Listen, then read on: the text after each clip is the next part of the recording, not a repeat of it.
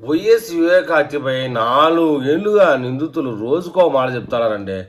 టాలీవుడ్, బాలీవుడ్ మరియు హాలీవుడ్ సినిమాలను మించిన స్థాయిలో బాబాయ్ హత్యపై కథలు అల్లుతున్నారు. ఈ మన పరంబోకి ఆర్జీవి గాడు ఇట్లాంటి సినిమాలు తీయాలా, ప్రజలకు ఏదైనా అర్థమయ్యేటట్టు. అవి తీయడు, అంతా నెగిటివ్ రోల్ తీస్తూ ఉంటాడు. ఇవాళ చెప్పింది రేపు చెప్పడం లేదు. ఈ కేసులో వాళ్ళు ఈ కోర్టులో చెప్పింది ఇంకో కోర్టులో చెప్పడం లేదు. కరుడు కట్టిన అంతకులు మాత్రమే ఇలా చేయగలరు. అలా చేయడం వల్లే కేసు నుంచి దాదాపు తప్పించుకున్నారని చెప్పాలి. అది కోర్టు వ్యవహారం కాబట్టి మనం దాన్ని నొక్కి ఒక్కానించకూడదు. 4 ఏళ్లలో వివేక హత్యపై నిందితులు ఏ కారణాలు చెప్పినారో ఇప్పుడు మనం విశ్లేషించుకుందాం. హత్య జరిగింది 2019 మార్చి 15వ తేదీ ఉదయం. గుండెపోటు అని ముందుగా సొంత ఛానల్లో ఊదరగొట్టుకున్నారు. తర్వాత గుండెపోటు కాదు, రక్తపు వాంతులని మళ్ళీ ఊదరగొట్టుకున్నారు. ఆ తర్వాత అన్ని నిమిషాల వ్యవధిలోనే, గంటల వ్యవధిలోనే తరువాత గొడ్డలతో దారుణ హత్య అన్నారు. వినేవాళ్ళంతా ఎర్రోళ్ళు అయితే చెప్పేవాళ్ళు ఇట్టే ఉంటారంటే అయిపోయింది పరిస్థితి. తర్వాత చివరాఖరికి నారాసుర రక్త చరిత్ర అని చంద్రబాబు నాయుడుపై లోకేష్ బాబు రాత్రిపూట వాళ్ళు వచ్చి హెలికాప్టర్లో వచ్చి చంపేసిపోయినారు అనే విధంగా చెప్పినారు. ఇవన్నీ అసత్య ఆరోపణలు చేసి ముఖ్యమంత్రిని చేసుకున్నారు జగన్మోహన్ రెడ్డిని. అనుకున్న ప్లాన్ అనుకున్నట్లు సక్సెస్ చేసుకోగలిగినారని చెప్పుకోవాలి వాస్తవంగా. తర్వాత బెంగళూరులో ఆస్తికి సంబంధించిన సెటిల్మెంట్ వివాదం హత్యకు కారణమని కొంచెం టైం తీసుకొని చెప్పినారు. నాటి ప్రభుత్వ విచారణ చేస్తుంటే నాటి విపక్ష నేతగా ఉన్న జగన్ కోర్టుకు వెళ్ళి గ్యాగ్ ఆర్డర్ తెచ్చుకున్నారు.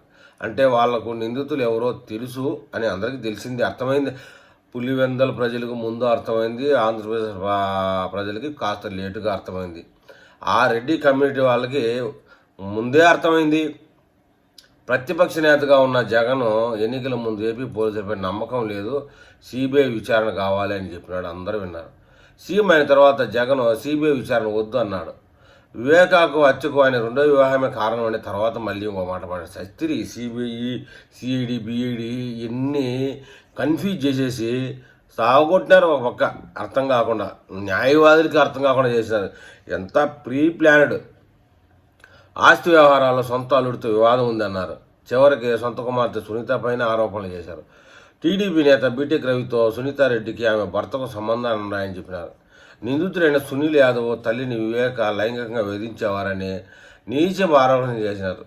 హత్యకు అదే కారణమని నమ్మించడానికి ప్రయత్నం చేశారు. తర్వాత సునీల్ యాదవ్ తల్లితో పాటు ఉమాశంకర్ రెడ్డి భార్యతోనూ వివేకకు సంబంధం ఉందని కోర్టులో వేసిన బెయిల్ పిటిషన్లో వాదించడం కూడా జరిగింది.